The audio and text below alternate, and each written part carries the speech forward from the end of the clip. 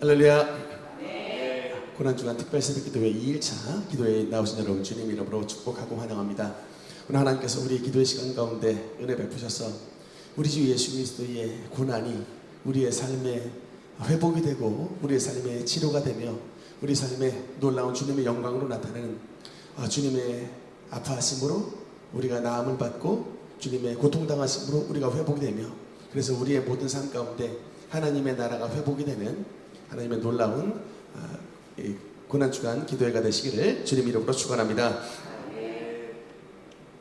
오늘은 마가복음 11장의 말씀을 가지고 새벽에 특별히 예루살렘 성전 안으로 들어가셨을 때의 주님의 성전 청결 사건에 대해서 말씀을 나누겠습니다.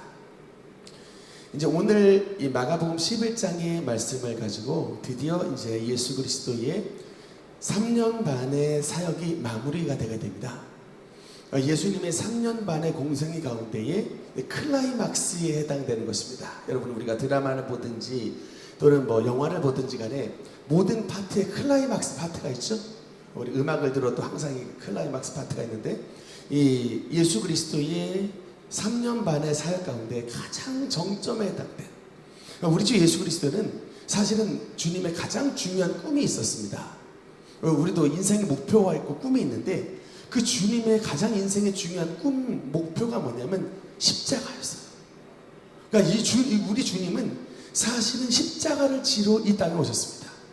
주님께서 이제 십자가를 지는 그 주님의 고난과 주님의 그 생명의 대속을 통하여서 그 다음에 주님께서 이 땅에 교회를 이루어 주시는 그리고 그래서 옛날에는 이스라엘 백성들 유대인에게만 성전이 있었다면 이제는 온 이방인까지 예수 그리스도의 십자가로 말미암아 그 교회를 통하여 하나님의 성전이 온 이방과 열방을 통해서 다 하나님의 성전으로 돌아오게 되는 이런 원대한 꿈이 우리 주님께 있었습니다. 그렇기 때문에 아무리 여러분 세상에 이방 땅에 교회가 세워지고 싶고 이방인들이 성령을 받고 싶어도 여러분 이 세상에 죄가 없어지지 않으면 교회가 세워지질 않아요.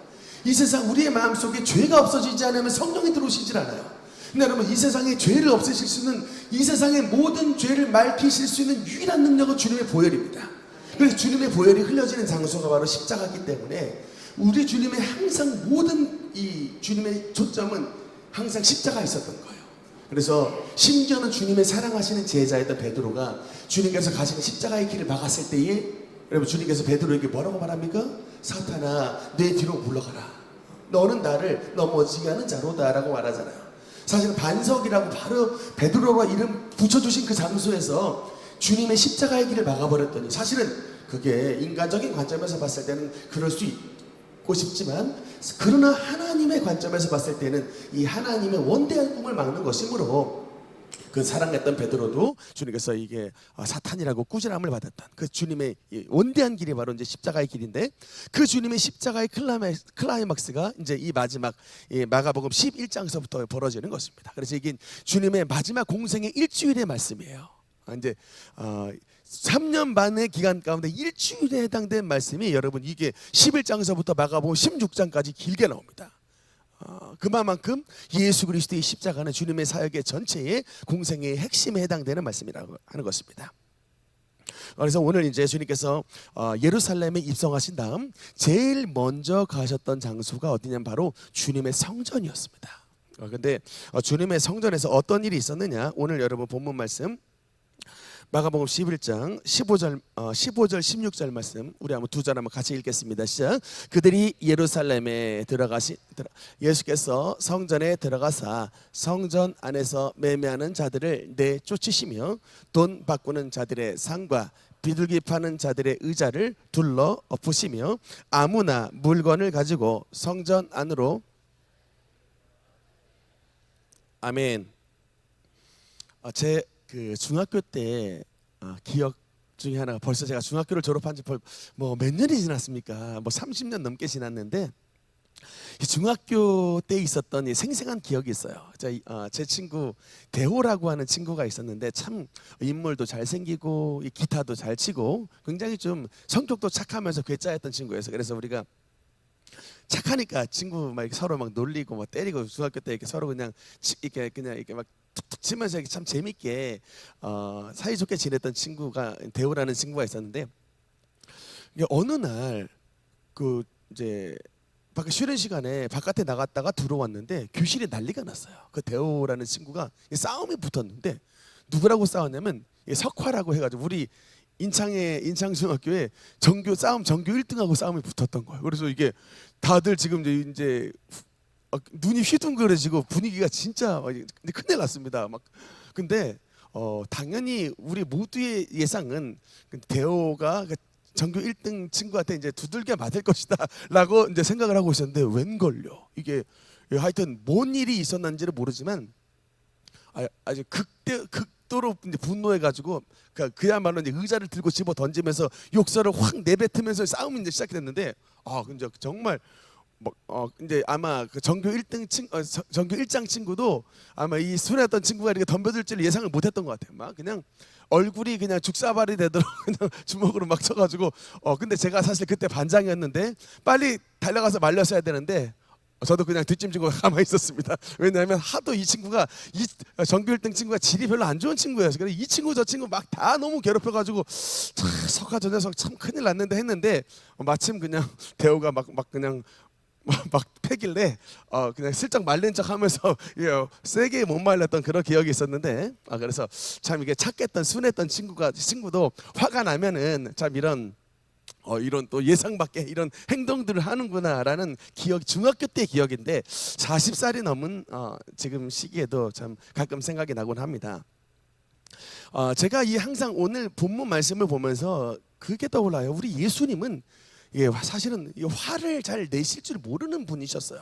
물론 주님께서 주님의 제자들에게는 훈련을 시키시려고 때로는 좀 엄격하게 하셨지만, 우리 예수님은 수고하고 무거운 짐진 자들아 다 내게로 오라, 내가 너희를 쉬게 하리라고 말씀하시면서 주님 스스로 나는 마음이 온유하고 겸손하니 내게로 와서 내 멍에를 지고 내게 배우라 라고 말씀하셨습니다. 그러니까 주님의 온유하고 겸손한 심령을 너희도 배우라고 말씀했어요. 그러니까 주님께서 참 좋은 성품으로서 우리에게도 많은 귀감이 되어주시고 본을 보여주셨는데, 그 주님이 극강으로 분노하셨던, 여러분 성경 보니까 주님이 막 의자를 들고 막 던져버리시는 장면이 나오는 거예요. 평상시에는 절대로 이런 행동을 안 하시는 분인데 왜 예수님이 극도로 분노하셔서 이런 행동을 하셨을까를 봤을 때, 여러분 이게 우리가 이제 근데 제가 대학교 교수님이 이 장면을 보고 막 자기식으로 해석해가지고 예수님이 또 죄를 졌다고 그래서 화냈잖아 막 이렇게 나오는 거예요.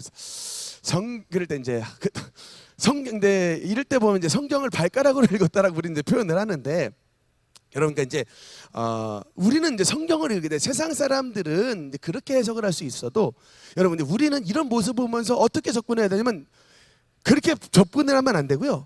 그러면 왜 선하신 예수님께서 여기서 화를 내셨을까를 그렇게 생각을 하고 들어가야 되는 거예요.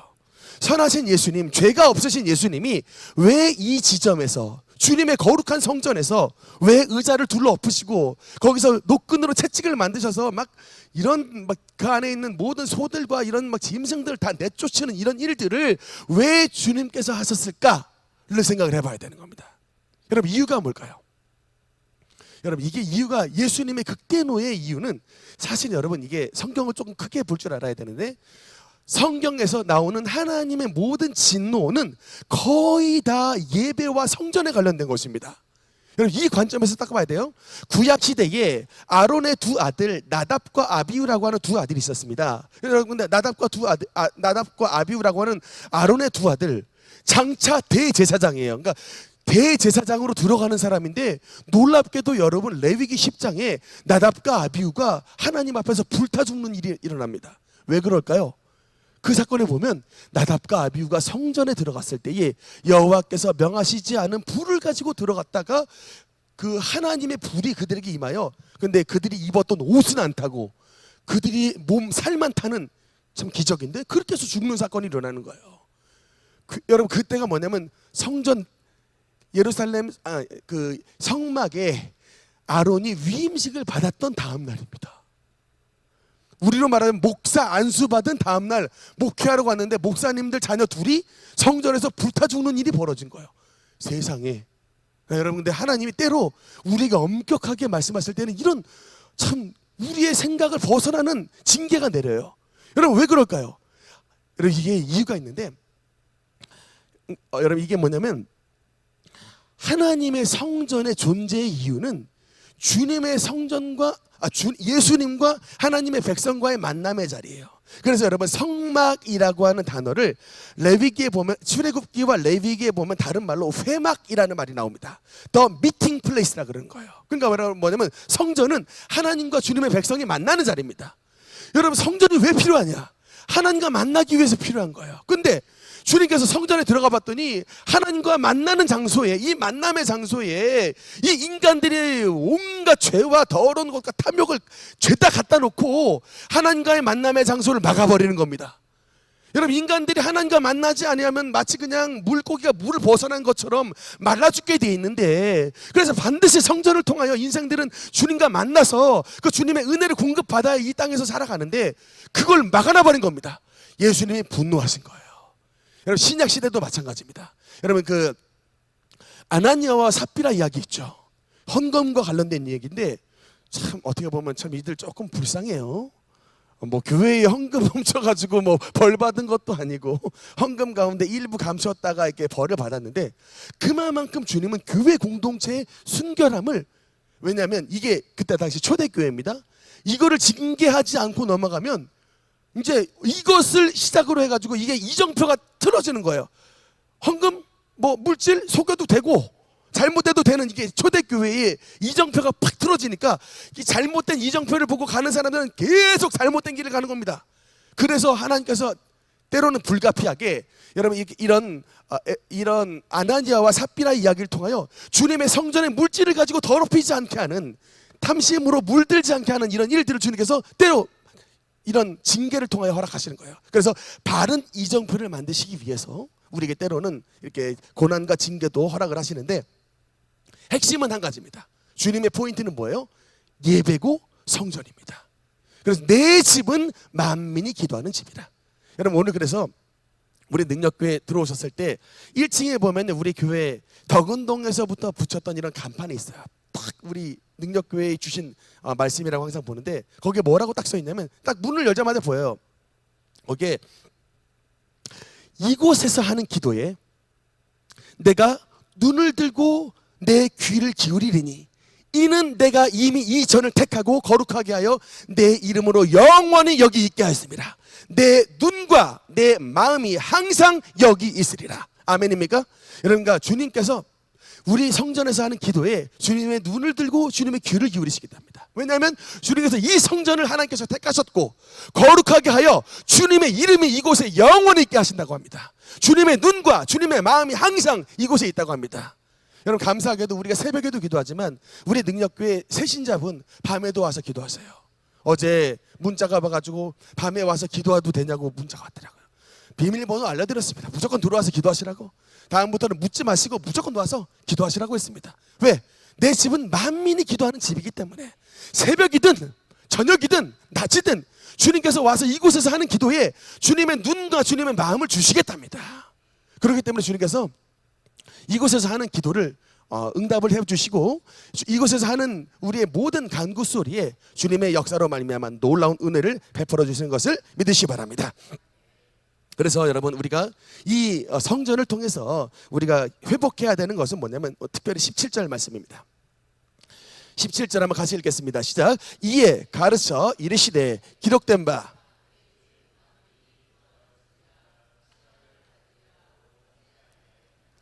너희는 강도에 만들었도다 하시며. 아멘.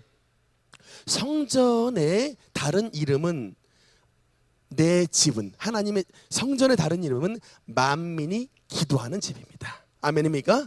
여러분, 그래서 성전의 존재의 이유는 하나님과의 만남의 자리인데, 이 만남의 자리는 특별히 이 기도를 통하여서 우리 주님과의 만남의 장소가 이어져야 되는 것입니다. 여러분, 근데 그 예수님께서 기도에 대한 말씀을 하시고 난 다음 그 바로 다음 사건이 무화과 나무에 말라 죽는 사건이 이야기가 바로 나와요. 이 성전을 나가고 난 다음에 주님께서 무화과 나무를 지나가시는데 마침 주님께서 시장하셨는데 그 무화과 나무에 열매가 없는 것을 보고 그 무화과 나무를 저주하셨는데 다음날 와서 보니까 무화과 나무가 저주하신 무화과가 완전히 말라 있었습니다. 그래서 베드로가 주님께서 저주하신 무화과 나무가 말랐습니다 라고 이 말을 하자 예수님께서 하셨던 말씀이 바로 그 다음에 하나님을 믿으라 라고 하면서 진실로 너에게 이르노니 누구든지 이 산더러 들리어 바다에 던지라며 그 말하는 것이 이루어질 줄로 믿고 마음에 의심하지 아니하면 그대로 되리라고 말씀하셨습니다. 여러분 이게 뭐냐면 이 주님께서 성전에서 말씀하신 내 집은 만민이 기도하는 집이라고 말씀하셨을 때에 여러분 우리의 기도의 권세가 얼마나 센지를 무화과 나무의 저주를 통해서 말씀하신 것입니다. 여러분 특히 이 부분에 대해서 전 예전에는 한참 그런 관점을 두지 못하고 참 이걸 성경을 보는 눈이 열리질 않았었는데 제가 예전에도 한번 간증을 했던 적이 있는데 미국의 레이크우드의 조엘 오스틴 목사님의 이 사모님 되시는 도디 오스틴 사모님이라는 분이 있습니다. 그분이 1981년도에 간암 말기암 판정을 받았는데 그 간암 말기암 판정을 받아서 시한부 석 달 선고를 받은 거예요. 근데 그 당시에 남편이었던 존 오스틴 목사님은 이미 세계적인 종이었습니다. 근데 부인이 3개월 간암 시한부 선고를 받아가지고 이제 그냥 집으로 돌아가세요라고 했을 때에 이때 이제 조엘 오스틴 목사님의 아버지 목사님이었던 존 오스틴 목사님이 바로 이 구절을 꺼내 들고서 기도를 했는데 어떻게 했냐면 예수 그리스도의 이 무화과 나무를 저주하신 그 저주하심으로 너에게 명하노니 너 몸속에 남아있는 암병은 그 뿌리부터 말라질지어다 라고 선포라는 이 대적기도 선포기도를 했던 거예요. 저는 이 무화과 나무의 이 뿌리를 마르게 하신 그 대적기도를 보고 정말 깜짝 놀랐습니다. 그래서 여러분 우리의 기도의 방향은 두 가지여야 돼요. 여러분 대부분 왜 기도의 응답을 받지 못했을까라고 했을 때 대부분 여러분 우리가 그냥 하나님께만 기도하는 것으로 마무리 짓기 때문에 그래요. 하나님 내 병 고쳐주세요. 하나님 우리 가정 돌봐주세요. 하나님 내 직장 돌봐주세요 라고 기도를 끝나니까 거기서 여러분 그 기도로 마무리되기 때문에 그래요. 근데 여러분 분명히 성경에서는 저주와 대적의 기도가 나와요. 말했죠. 이 무화과 나무를 저주하신 사건으로 말미암아 하나님을 믿으라 라고 말씀하신 여러분 그러면 우리가 하나님께 기도하고 그럼 뭐를 저주하고 뭐를 대적을 해야 되는가? 지금 우리의 몸에 역사하는 이런 질병 우리 가정을 이렇게 에덴이 아니라 광야와 같이 만들게 하는 이런 보이지 아니하는 존재하는 이런 악의 세력들 이런 질병의 세력들 죄의 세력들 가정 파괴의 눈에 보이지 않는 이런 죄와 질병과 귀신의 세력에 대해서 예수 그리스도께서 무화과 나무를 저주하셨듯이 우리도 담대하게 이 죄와 질병과 악의 세력을 저주하면서 끄집는 기도를 드려야 된다는 거예요. 그러니까 하나님께는 간구의 기도를 드려야 되지만 반대로 우리에게 지금 역사하는 우리 가정과 내 심령 가운데 역사하는 죄와 질병과 사망의 세력에 대해서는 저주하고 선포하여서 이것을 쫓아내야 되는 것입니다. 여러분 이렇게 이 두 가지의 방면으로 기도를 드려야 되는데 너무나도 안타깝게도 많은 분들이 그냥 하나님께만 간구하는 기도를 드리고 이미 근데 여러분 왜 대적 기도를 드려야 되냐면 이 지금 나에게 질병이 역사한다라고 하는 것은 영적으로 보면 이미 내 속에 병마가 들어왔다는 거예요. 우리 가정이 여러분 자꾸 이상하게 막 싸움이 나고 애들이 막 가출을 하고 부모님과 자식 사이가 막 너무 나쁘고 막 이런 일들이 있으면 눈에 보이지 않지만 우리 가정에 이 도둑놈이 이미 들어왔다는 거예요. 우리 교회가 부흥을 해야 되는데 자꾸 성도님들이 막 싸움이 나고 자꾸 분열하고 갈라지면 눈에 보이지 않지만 이곳에 짜게 내는 놈이 역사를 한다는 거예요. 여러분 진짜 참 놀랍게도 예전에 우리 성도님이 기도를 하셨는데 갑자기 오후 예배 때 이분이 막 너무 원래 환상을 보시는 분이 아니었는데 그 얘기를 하시더라고요. 목사님 갑자기 기도를 하는데 너무 놀랐습니다. 그래서 왜 그래서 했더니 저승사자 같이 생겼습니다. 생긴 게 꼭 저승사자 같이 생겼는데 이게 호수를 들고 있어가지고 호수에서 뭔가 막 소방호수처럼 막 이렇게 뿌리려고 그러는데 그 나왔던 물이 막 시커먼 물이 막 쫙 나와가지고 막 본당에 막 뿌린다고 막 그래서 이 환상을 보고 너무나도 막 이 분이 깜짝 놀래가지고 난생 처음 환상을 봤는데 너무 선명하게 보신 거예요. 그래서 그때 보고서 이게 우리 눈에 보이지 않지만 이게 뭔가 자꾸 성도들의 심령과 이 영적 공간을 자꾸 시커멓게 물들게 하는 놈이 존재하는구나. 여러분 이걸 아셔야 되는 거예요. 아 자꾸 싸움이 난다. 아 자꾸 사람이 아프다. 아 자꾸 뭔가 이게 죄를 짓는 행동들이 나타난다 하면 아 지금 나의 마음속에 이미 이 나쁜 놈이, 악의 세력이라는 놈이 점령해 있구나. 그래서 이때는 필요한 게 주님으로부터 기도하여 능력을 받은 다음에 우리 가정을 회파시키고 우리 교회를 자꾸 짜그라뜨리고 여러분의 가정을 자꾸 싸움질하게 하는 이런 영들을 주 예수 그리스도의 이름으로 대적하고 그 귀신을 내어쫓는 담대한 기도가 여러분 가운데 나타날 때에 하나님의 능력이 여러분의 삶 가운데 나타나서 놀라운 회복의 역사가 나타나게 되는 것을 믿으시기 바랍니다. 정말 그런 것들 여러분 이 실천하셔야 돼요. 이제 이 특별히 고난주간 특별 새벽기도 시간 가운데 이런 것들을 기도하면 이런 기도의 성전 안에서 이런 것들을 기도할 때에 이 기도를 통하여서 여러분의 가정도 회복이 되고 생각지 못한 하나님의 놀라운 은혜와 축복을 받게 되는 것을 기억해 주시기 바랍니다. 말씀의 결론을 맺겠습니다. 특별히 여러분 우리가 이 마지막 때에 주님께서 성전 청결 사건을 통하여서 우리에게 하나님의 성전이 아름답게 되기를 원하시는 그 마음을 이 말씀을 우리가 배웠는데 그러면 우리는 어떻게 우리의 삶 가운데 하나님의 성전 청결의 사건을 우리 삶 가운데 실천할 수 있을까? 다른 게 아닙니다. 여러분 우리가 우리의 삶 자신을 거룩하게 지키는 것이 여러분 주님의 성전을 아름답게 하는 거예요. 왜냐하면 고린도 전서에 우리의 몸은 하나님의 거룩한 성전이라고 말했습니다. 그렇기 때문에 우리의 마음은 하나님의 성령이 거하시는 곳이므로 성전인 거예요. 우리 지금 다 대부분 새벽기도 나오시는 분들 대부분 방언기도 하시는데 이 방언기도는 여러분 이 방언 자체도 소중하지만 방언의 의미가 뭐냐라고 물어본다면 성령이 우리 속에 거하시는 증거입니다 라는 거예요. 그러니까 여러분 옛날에 방언 받기 전에 그냥 교회만 왔다 갔다 하고 그냥 껍데기 신앙을 가지고 있을 때는 몰랐지만 이제는 우리는 우리 것이 아닙니다. 왜냐하면 우리의 마음을 하나님의 성전 삼고 하나님의 성령께서 지금 들어와 계시기 때문에 내 몸은 내 게 아니라 하나님 것이고 내 몸은 하나님의 성전인 것입니다. 그래서 거룩하게 살아야 되는 거예요. 하나님은 분명히 말씀하셨습니다. 주님의 성전을 거룩하게 하면 주님께서 은혜 베푸시지만 하나님의 성전을 더럽히면 주님의 성전을 멸하신다라고 말하고 있습니다. 그래서 여러분 우리가 멸망당하는 자가 아니라 하나님의 은혜 받는 자가 되어야 되는 거예요. 구약시대에 여러분 오벳 에돔이라고 하는 인물이 나옵니다. 여러분 오벳 에돔이라고 하는 인물은 사실은 다윗이 하나님의 법궤를 가지고 들어올 때에 그 법궤를 다윗조차도 잘못 따라가지고 주님께서 분명히 이 레위 사람들로 하여금 어깨에 매라고 했는데 수레로 실다 들어왔다가 이 제사장 중에 이끄는 사람이 이 수레가 막 뛰는 바람에 법궤를 그냥 손으로 댔는데 그 자리에서 죽어나가서 베레스 우사 사건이 터져버렸어요. 그래서 다윗이 하나님의 성전으로 삼고 이 법궤를 들어오는 상황에 막 사람들이 죽어나가니까 이거 그냥 물려버렸는데 그 물려버렸던 하나님의 법궤를 갖고 왔던 사람이 오벳에돔인데 여러분 이 오벳에돔이 이방인이에요. 원래 이방인 출신의 사람입니다. 출신이. 근데 이 오벳에돔이 하나님의 성전에 있었던 그 법궤를 딱 석 달간 자기의 집에 들여왔는데 여러분 이 석 달 동안에 하나님께서 주셨던 축복은 뭐냐?